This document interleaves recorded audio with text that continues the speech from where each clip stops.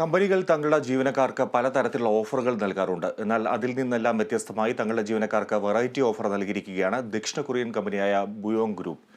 ജീവനക്കാർക്ക് ഓരോ തവണയും കുഞ്ഞു ജനിക്കുമ്പോൾ ഏകദേശം 62 ലക്ഷം രൂപ നൽകുമെന്ന വാഗ്ദാനമാണ് കമ്പനി നൽകിയിരിക്കുന്നത്.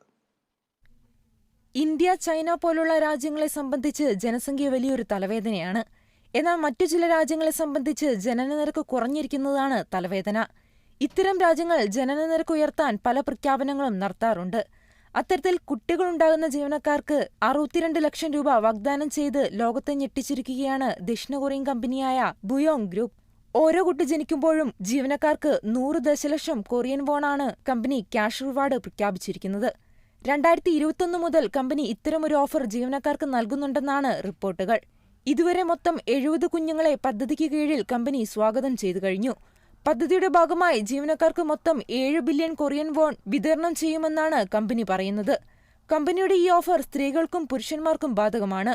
3 കുട്ടികളുള്ള ജീവനക്കാർക്ക് 300 മില്യൺ കൊറിയൻ വോൺ അല്ലെങ്കിൽ നിർമ്മാണത്തിനായി സർക്കാർ സ്ഥലം നൽകിയാൽ ഒരു വീട് തെരഞ്ഞെടുക്കുന്നതിനുള്ള ചോയ്സ് എന്നിവയും കമ്പനി നൽകുന്നുണ്ട്.